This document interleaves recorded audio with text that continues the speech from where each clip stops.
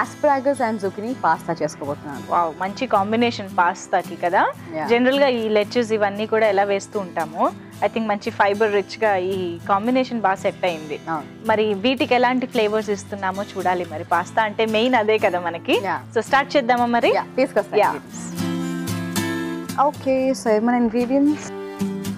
Okay, so already boil చేసుకున్న pasta తెచ్చేసుకున్నాము. Start చేద్దామా మరి? స్టార్ట్ చేసేద్దాం. ఆస్పరాగస్ ఇలా సన్నగా తరుక్కుంటే ఈజీగా ఉంటదేమో కదా. ఈవెన్ ఎవరు తీసి పారేయకుండా కూడా అది ఉంటుంది. అఫ్ కోర్స్ కుక్ అవ్వడానికి టైం పడుతుంది కదా ఇంత వేసుకుంటే. సో అలా వేసుకుంటే ఈజీ.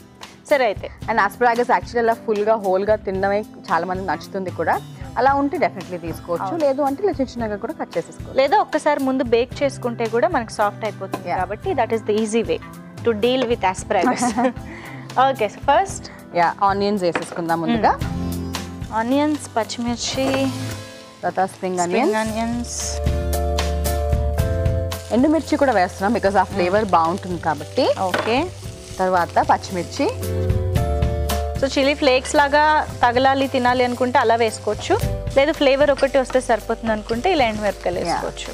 లైట్ గా ఫ్రై అయిన సరిపోతుంది, లేదా మరి స్వీట్నెస్ వచ్చేస్తుంది కదా. సో ఇప్పుడు ఫస్ట్ జుకినీ వేసుకుందాం. తర్వాత ఆస్పరాగస్. ఓకే, బికాస్ ఇవి మనకి కొంచెం టైం పడుతుంది కదా. అవును.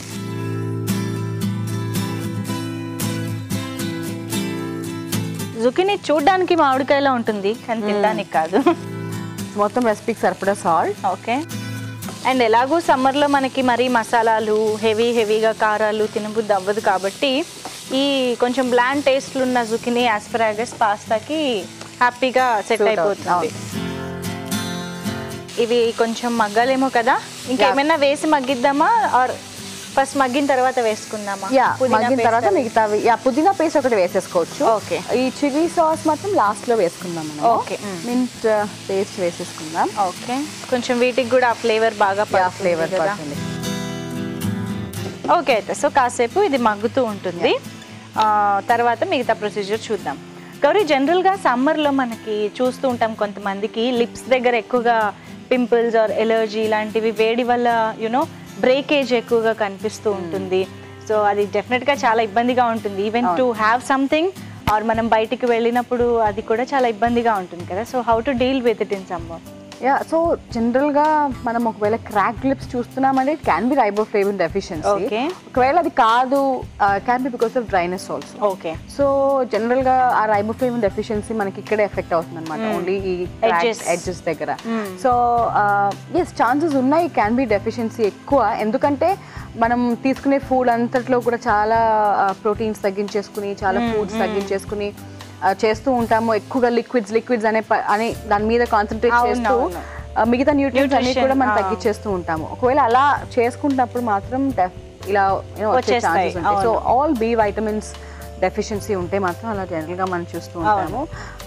రెడీమేడ్గా మనకి అవైలబుల్గా ఉంటుంది రైబోఫ్లేవిన్, వెంటనే వేసేసుకుంటారు ఒక 3 to 4 days వరకు. అలా కానప్పుడు ముందు నుంచి మనం ప్లాన్ చేసుకోండి. బాగా డెఫిషియన్సీ ఉంటే యాక్చువల్లీ తెలిసిపోతుంది కదా మనకి అలాంటిది ఒకటి వస్తుంది అని ఒక ఐడియా ఉన్నప్పుడు ముందు నుంచి ప్రివెన్షన్ అనేది బెటర్గా ఉంటుంది. ఆర్ ఆల్రెడీ చాలాసార్లు వచ్చింది, ఆర్ మేబీ నేను సరిగా తినట్లేదేమో అని అనుకున్నప్పుడు అయినా సరే, బికాస్ లైట్గా డ్రైనెస్తో స్టార్ట్ అవుతుంది, పింపుల్స్ లాగా వచ్చేస్తుందంటే ఇంకా కొంచెం స్ప్రెడ్ అవుతుంది అని చెప్పేసి.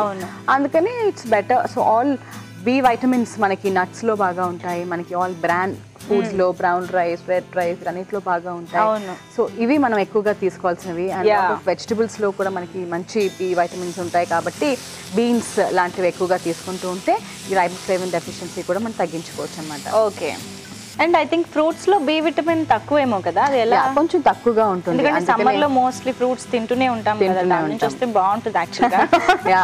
కానీ బి వైటమిన్స్ అంటే మనకి మేజర్ గా సీరియల్స్, మనకి మిల్క్, తర్వాత మీట్, పౌల్ట్రీ అంటే అదే ఎగ్స్ లో వాటిలో బాగా ఉంటాయి. సో B12 మనకి లైట్ గా వైటమిన్ డి కూడా మనకి ఎగ్ యోక్ లో బాగా ఉంటుందని చెప్తూ ఉంటాం. Milk is a good source, అందుకే మిల్క్, కర్డ్ ఇవన్నీ తీసుకుంటే మనకి బి వైటమిన్స్ చాలా బాగా వస్తుందని చెప్తూ ఉంటాము. Especially vitamin B and also even మనకి వైటమిన్ డి కూడా లైట్ గా వస్తుంది కాబట్టి యానిమల్ సోర్సెస్ నుంచి వైటమిన్ B12.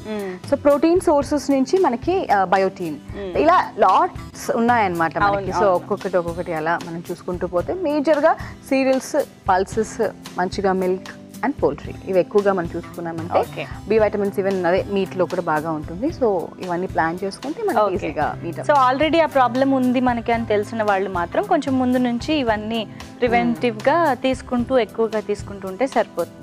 ఓకే, ఎనీవేస్ ఈరోజు మనం పాస్తా చూస్తున్నాం కాబట్టి కాసేపు మనకి ఆస్పరాగస్ ఎలా కొంచెం టైం తీసుకుంటుంది కదా.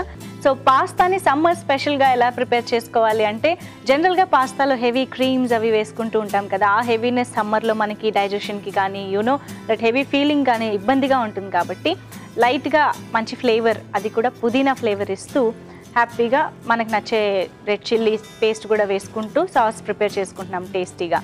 సో జుకినీ అండ్ ఆస్పరాగస్ చక్కగా మగ్గిపోయాయి మనకి.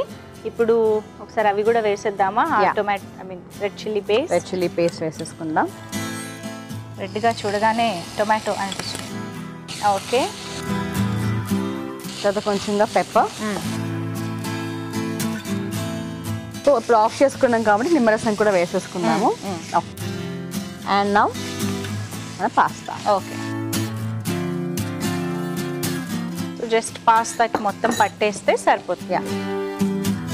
ఈ గ్రీన్స్ పేస్ట్లు చాలా బాగుంటాయి పాస్తాకి యాక్చువల్గా. కొంచెం ప్లాన్ చేసుకుని ముందుగా మనం పేస్ట్ చేసుకోవాలి కానీ రకరకాల ట్రై చేయొచ్చు. ఒకవేళ ఆస్పరాగస్ లాంటివి దొరకకపోతే కూడా నాకు తెలిసి రెగ్యులర్గా బ్రోకలీ ఇవన్నీ కూడా వేసేసుకోవచ్చు చక్కగా. బట్ ఆ మింట్ అనేది ఎలాగో దేనికైనా సూట్ అయిపోతుంది కాబట్టి అందులో మనం అసలు ఇంకా ఆలోచించక్కర్లేదు. ఓకే, సర్వ్ చేసేద్దాం.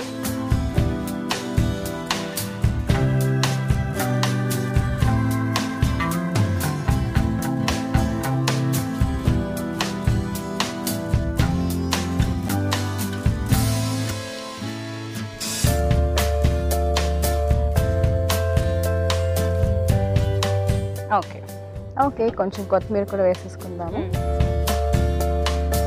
Very nice. ఆహా, యమ్మీ పాస్తా రెడీ అయిపోయింది. మరి మేము టేస్ట్ చూసే ముందు దీన్ని తయారు చేసుకునే విధానం, కావాల్సిన ఇంగ్రీడియంట్స్ ఇంకోసారి చూసేయండి. జుకినీ అండ్ ఆస్పరాగస్ పాస్తాకి కావాల్సిన పదార్థాలు: పాస్తా 1 కప్పు, ఉల్లికాడలు 1/2 కప్పు, ఆనియన్ 1, పచ్చిమిరపకాయలు 2, ఎండుమిరపకాయలు 2, కొత్తిమీర కొద్దిగా, రెడ్ చిల్లీ పేస్ట్ 1 కప్పు, పుదీనా పేస్ట్ 1 కప్పు, నిమ్మరసం కొద్దిగా, నూనె 1 table spoon, asparagus 1/2 cup, zucchini 1 cup, మిరియాల పొడి తగినంత, ఉప్పు తగినంత. జుకినీ అండ్ ఆస్పరాగస్ పాస్తా తయారు చేసుకునే విధానం: ముందుగా పాన్ లో నూనె వేసుకుని ఉల్లిపాయ ముక్కలు, ఉల్లికాడలు, ఎండుమిరపకాయలు, పచ్చిమిరపకాయలు, జుకినీ, ఆస్పరాగస్, తగినంత ఉప్పు, పుదీనా పేస్ట్ వేసి కాసేపు వేయించుకున్నాక రెడ్ చిల్లీ పేస్ట్, మిరియాల పొడి, నిమ్మరసం, ముందుగా ఉడికించుకున్న పాస్తా వేసి బాగా కలిపి సర్వింగ్ బౌల్ లోకి తీసుకుని కొత్తిమీరతో గార్నిష్ చేసి సర్వ్ చేసుకుంటే zucchini and asparagus pasta ready.